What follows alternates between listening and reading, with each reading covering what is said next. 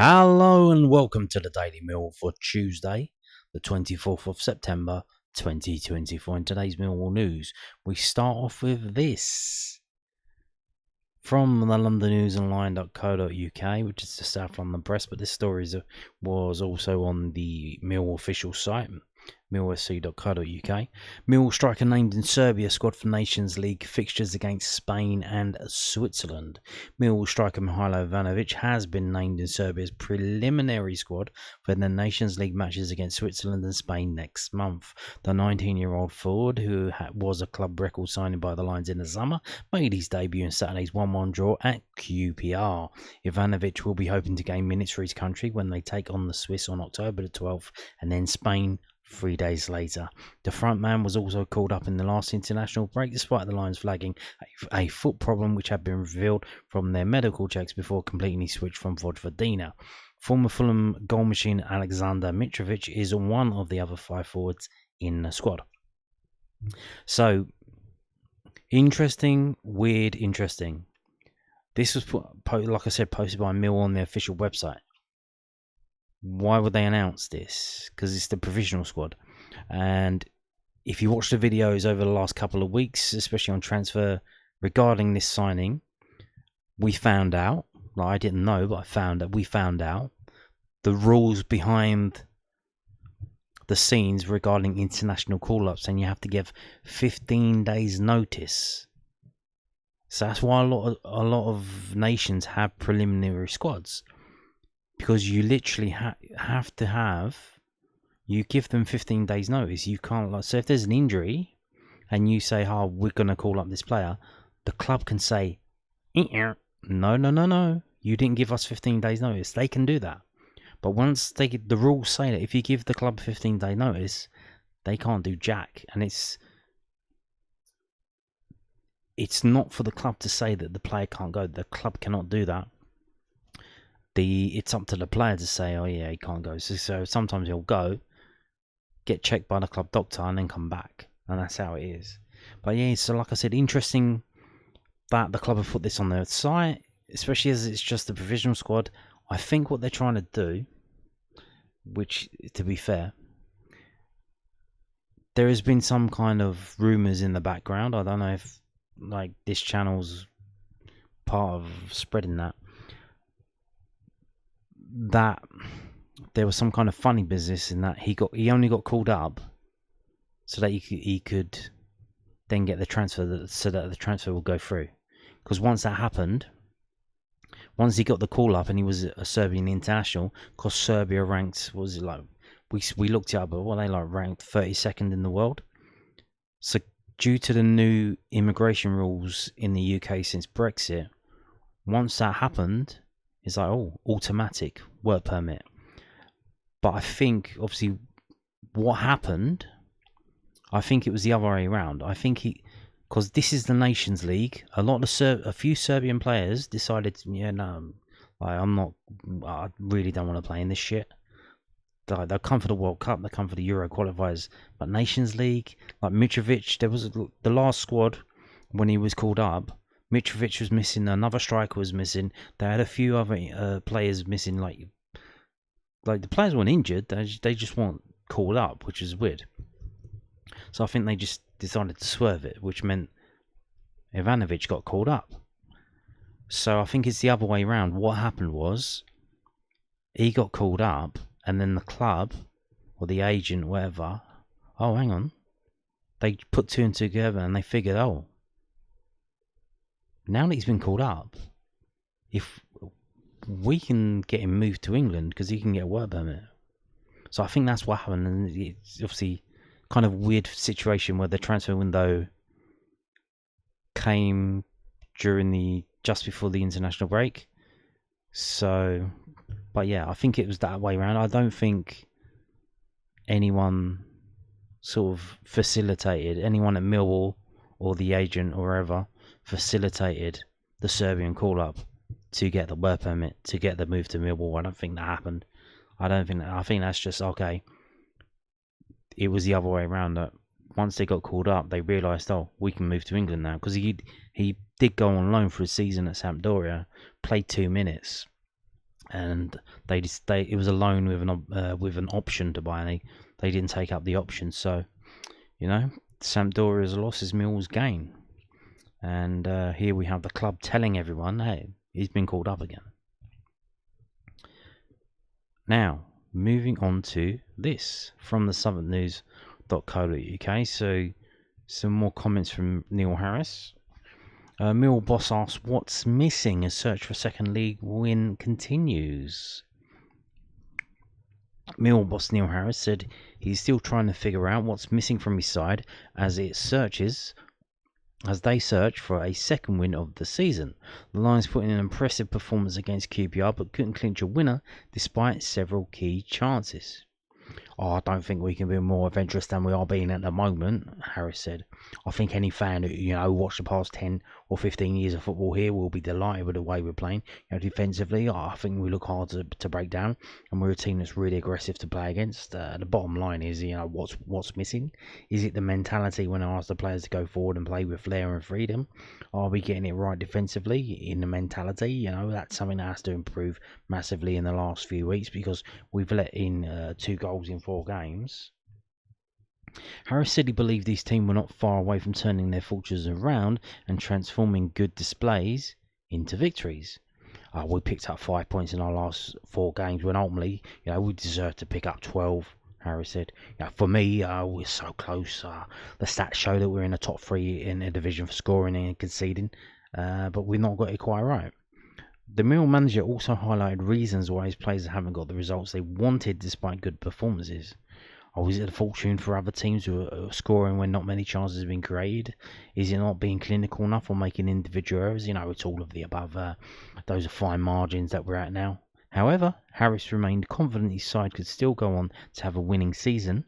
Sometimes you have to be patient with the players, and trust in them to give them the confidence to go on and do well. And I believe that, as long as we keep playing the way we are, we will win games. Indeed, like I said, we're playing well. We've only won 1 game so far. Interested to see, I don't know when was this post-match against QPR, or was this like a new thing? Because obviously, home game against Preston, a team in the relegation places. Obviously, Millwall passed. The Millwall way is that we when we're not doing too well, we go to a team at the top of the table, and we end up winning the game. Whereas we play a team that's rock bottom of the table, haven't won in 12 games, and lo and behold, they beat us. That's the Millwall way. Many Millwall fans will know how that goes. But Preston North End, this is a winnable game. So it's a home game against a team that's not very good, who've got, I think, at least 1 player suspended, maybe 2. So should be an opportunity for a win. And I think it's about time that we do get another win. And you could say, obviously, QPR away, that's a tough game historically for us. Getting a draw there is kind of a good result in terms of how we played. We probably should have won that game. We didn't, but we didn't lose it. But now, Preston at home, in the situation that they're in and the situation that we're in, this should be a win.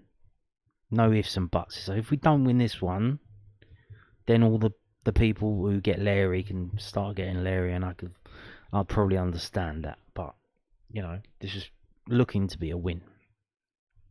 But obviously, you still have to play the games.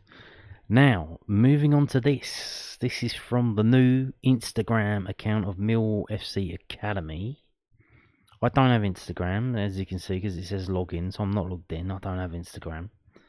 But you can bring things up, but you can't click on them, which is just weird. Well, I think you can if you click on it to open in the new tab. So they've got a goal here that's a highlight of Henry Hearn's first goal. It's on Twitter as well. It's a very good pass assist from Reece Bangura Williams, because he's close to the goal. He's probably 7 yards out, 8 yards out, but he's at a funny angle. So what he decides to do, he just lays it off to Henry Hearn, and Henry Hearn smacks it in the goal. It's a very good decision making from Reece Bangura Williams. So This is the team there, that's the team that played today. Very strong team. There's obviously, if you saw yesterday's video, you probably know why. Very good decision to do this, because this is a 2-game week for the under-21s. So I would imagine a lot of these first team players come into this game, they're not going to go to the away game, which is fair enough. They've got a game they had a game today against Colchester, which I haven't told you the result yet. Don't worry about that, we'll get to that. They will also play away at Fleetwood on Friday, so there you go. So the team was Roberts in goal, so for first team overage player, Ollie Evans, Drake, Massey, Wes Harding, Murray Wallace, the 2 more overage players, Azeez, Kelly, Hearn, Imaku, Bangor Williams, and the subs were Lamptey, George Evans, Baker, Haywood, and Howland. And the result was 3-0 to Millwall. Pretty easy game, I think. I think we absolutely run and riot. Only got the 3 goals. Henry Hearn scored first, 23 minutes, 2-0 at half time because Reece Bangor Williams scored on 43rd minute. Jack Howland got a penalty in the 88th. He scored the penalty in the 88th minute. And one concern, because the game was live tweeted by Millwall Academy's Twitter account, and that is Azeez came off in the 35th minute. Now that's not a time when you generally make a substitution, unless obviously we can't see the game. I don't know what happened. We wasn't there. We're waiting for the match report. That's why I'm showing you sofascore.com and Instagram. We're still waiting for the match report to be published on Mill's official website.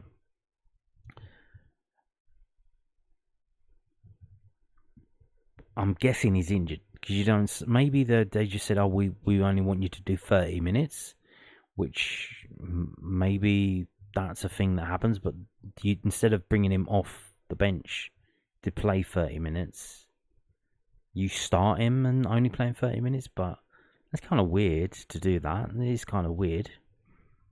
So, I'm gonna guess that he maybe picked up a knock. Like, how serious is it? Is it just? Did they tell the first team players that if you feel anything, a twinge, anything, don't we'll take you off. So we'll wait and see. I imagine when's the Neil Harris's press conference on Thursday? So probably on Thursday's video we'll know if Azeez is injured or not. Which is a shame, because I thought he did really well when he came on against QPR. Now, the game against QPR, you can bid for Joe Bryan's smelly shirt. No, I'm sure it's not smelly. I'm sure it smells like a Hugo Boss or something really nice. The green shirts, which I don't think we've had an auction for these yet. Obviously, I think this is maybe the 2nd or 3rd auction so far this season. Bid on the match-worn shirt for Mill's trip to QPR. This is from millfc.co.uk. Match-worn shirts from Mill's game against Queen's Park Rangers are up for auction with match-worn shirt. Supporters can bid on the shirts worn by the starting XI and substitutes from the fixture against the R's. With bidding now open. Auctions close at 2 p.m. on Sunday, the 29th of September, 2024. And here we go. If we have a look, and you can see the big bid now at the moment is for a main SA shirt, because obviously played very well in that game, and there are some hopes for the future that SA goes on to bigger and better things, maybe full England international, playing in the Premier League, all that stuff. And you can get one of his shirts for £138 at the moment. Then Ryan Leonard, then Macaulay Langstaff, then Tanganga. And at the moment, quite a few, they're less than £100. Weirdly, the shirt that's signed by the whole squad is only at £75. I guess, to be honest, I've had signed stuff in the past. After a while, unless it literally says their name underneath, you wouldn't have a bloody clue who it is. It's just a load of bloody scribble. It could be anything. which I think why some of them put their numbers in, so you can think, okay, but then you have to go through the almanac and see who was number 23 in the 23-24 season. So, okay, that's who it is then. But yeah, so this is from matchwornshirt.com. Just go on there and search for Millwall and get one of these lovely green shirts from Amaguala. Now, moving on to this. New stadium tour dates on sale. They're on fire. A new batch of stadium tour dates are now on sale. Step into Millwall history. Experience the magic within. Walk the path many Lions legends have taken and feel the passion in SE16 on our 1 hour guided tour. The Den is one of the most iconic football stadiums in England, making it the perfect place to learn all about the colourful history and heritage of Millwall Football Club. The guided tour will start in the executive lounge before stopping off at various different locations in the stadium, such as the director's box, the press area, and the Paul Jiggins media suite. The tour is rounded off by taking the players' walk from the dressing room through the tunnel and out to the dugouts. The experience cannot end without making sure you grab a picture next to Neil Harris's seat. And that means his chair, not his Harris. Not Harris's Harris. His actual chair. Yeah, they've got the pre-tour ones. They're all on sale now, which is crazy because with the tickets as well, every single home game from now until the end of the year is on sale, and it looks like they've done the same here. Every single pre-match tour from now until the end of the season is on sale now. So interesting stuff. So I guess it helps people to plan. Like if you want to get in for this pre-Christmas one, that might be worth it. Yeah, and these are the prices. Non-season ticket holders, 15 quid. Season ticket holders get a discount of 13 quid. But so how does this work though? So I always say that this would be like a good present for Christmas, like Saturday the 21st, if you wanted to buy it for someone. But how does it work? So if I'm a season ticket holder, well, I'm not. I'm a member, and I bought a ticket. Does it have to be for me? Or can I buy a ticket at a discount for someone else? Like, do they give me a ticket, or do they just put your name down on a list and say you can come in? In that case, like, how do I buy it as a gift for someone else? Because they're not really marketing that as an option here. I guess you just pay the money and off you go. But there you go. So obviously these are all pre-match ones. They do various other ones, especially like during the school holiday and stuff for kids, which I imagine they'll pop up when they can, but obviously they have to be staffed and stuff. So there you go. Now, moving on to this. Millwall's 2024 Christmas Party is on sale. What date is it? It's Friday the 13th. Of December. Millwall Football Club's 2024 Christmas Party is now on sale, taking place in Harry's Bar on Friday the 13th of December. Kickstart your weekend with a night of festivities in SE16. The Christmas Party on from 7 p.m. to midnight is aimed at smaller groups looking for a mixed party night.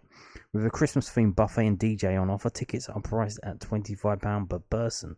The Den is only one stop from London Bridge, making it the perfect location to dance the night away.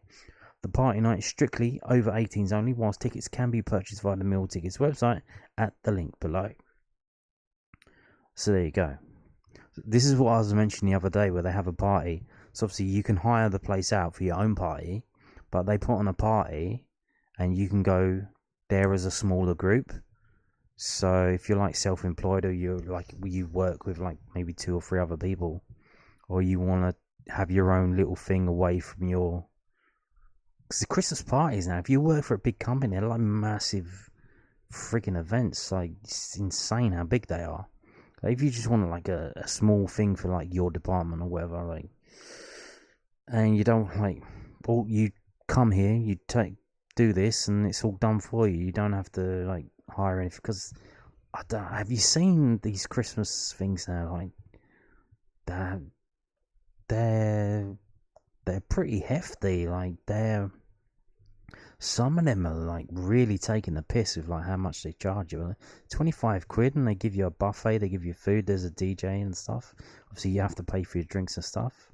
7 p.m. to midnight. So there you go.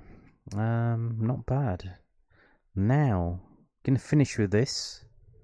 This is from millfc.co.uk. This is from millfc.co.uk. MCT extends management of St Paul's, so that is the Millwall Community Trust. They have been appointed to manage St Paul's sports grounds, Salter Road, for a further 5 years in the London Borough of Southwark. MCT have managed the site for the last 8 years since becoming the leaseholders in 2016 and will now continue to work at St Paul's until 2029. The facility, which underwent a £1 million investment programme in 2014, is the home of local football team Fisher FC. St Paul's is also the home of Millwall Lionesses, Millwall Romans and Millwall Pride. MCT aims to provide local people and groups the opportunity to access the state-of-the-art football venue in a safe and positive environment. So there you go. And there you go. And there you go. Yeah. So there's that. And on that note, thank you for watching and goodbye.